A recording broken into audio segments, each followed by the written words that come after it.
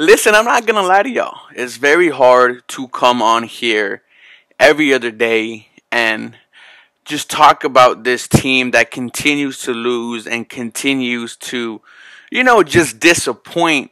And this whole season's gone to hell.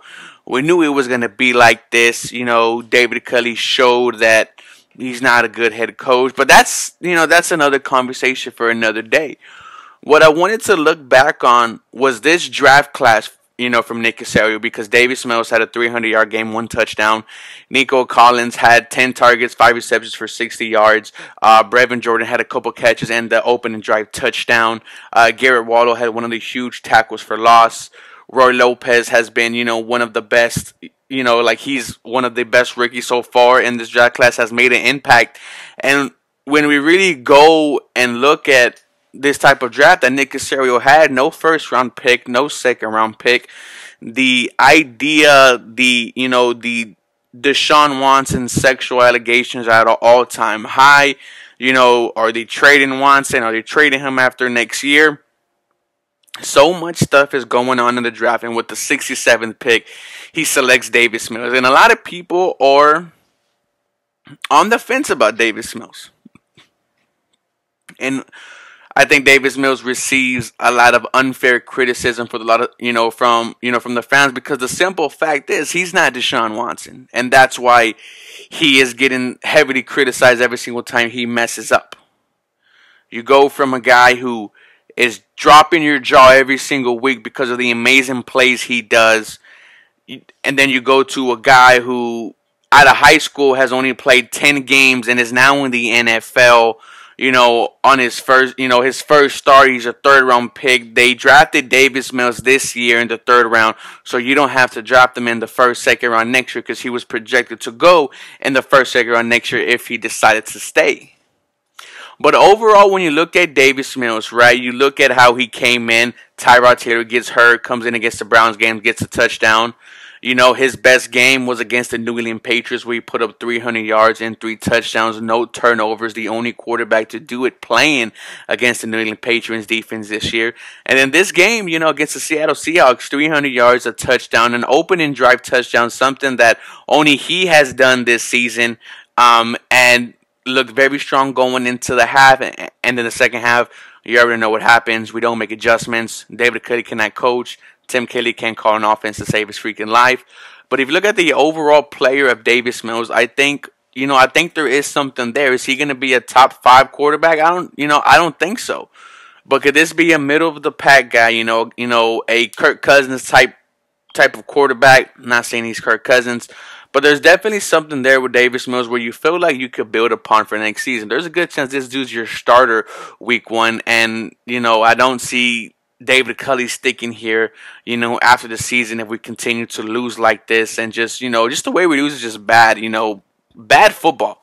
Penalties, not getting lined up right, just the little things, everyone knows we're going to run on first down. So when you're thinking about the future and you're thinking about someone like Davis Mills, right, do you want to give him an offensive-minded coach, someone like, Joe Brady, who we discussed, or Eric Bieniemy? Do you want to grab one of these young guys? I think that's going to be a huge question in the offseason, what you're going to do, in the head coaching situation. If you do plan to have to have Davis Mills as, your starting franchise QB. Speaking of the next guy, you drafted Nicole Collins, 89 overall, 6'4" wide receiver.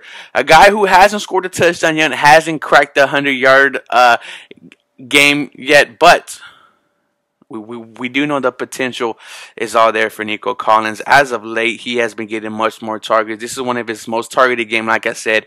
10 targets, 5 catches, 60-something yards. Dude is big body. I really hope that they continue to try to push down the field, and whenever they get to the red zone, go ahead, target him 6'4", throw it up 1-on-1. They did that in the end zone, and then then he was pass interfered, but they chose not to call it. I think Nicole Collins is one of those players that that could develop into a potential #1 wide receiver for you. So I'm liking the first two picks, right? Davis Mills, Nicole Collins. Many weeks and months later from when they drafted, we could say, hey, these are players that we think could be a franchise type of player. And then you look at in the 5th round, you take Brevin Jordan, right? A tight end who everyone said, like, this is going to be a steal for the Houston Texans. Multiple touchdowns on the season. Didn't really get started until the Rams game. One of the most athletic tight ends ever since the Ram game.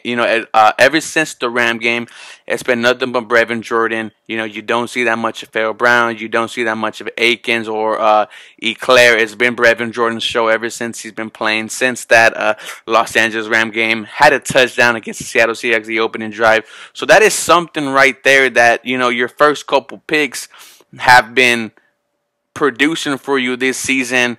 And then you go to round 5, right? Garrett Waldo, the linebacker from TCU, who didn't really start playing until this week against the Seattle Seahawks, right? He did have that big tackle for loss. There hasn't been a lot of stuff on Garrett Waldo because, Zach Cunningham was here. Then he gets traded. Kruger Hill, who, as much as I love, man, the dude just got hurt, man. I don't know what's going to happen in the offseason with him. He was playing damn near perfect. So Garrett Waldo is going to be, thrown into that position right now. We know the speed was there. We know he was a former safety. Can Garrett Waldo surprise us, with the next couple of games here towards the end of the season? And then I think the one that's been your bright spot the whole year has been rookie, 6th round pick Roy Lopez, who has made an impact as soon as he stepped on the field. One of the best rookie run defenders in the NFL. One of the best run defenders, period. I do like what rookie Roy Lopez has been doing overall. This draft class, aside from Garrett Waldo, have all made impacts for the Houston Texans this season. And if this is without a 1st and 2nd round pick, I can only imagine what Nick Caserio could do with the multiple firsts, multiple seconds, multiple thirds. And that's why, I'm excited for next offseason. That's why I'm making myself watch this season, because I know that better things are along. It's just going to be a matter of time. So let me know what you guys think about this draft class so far. As always, go Texans. You guys have a blessed day.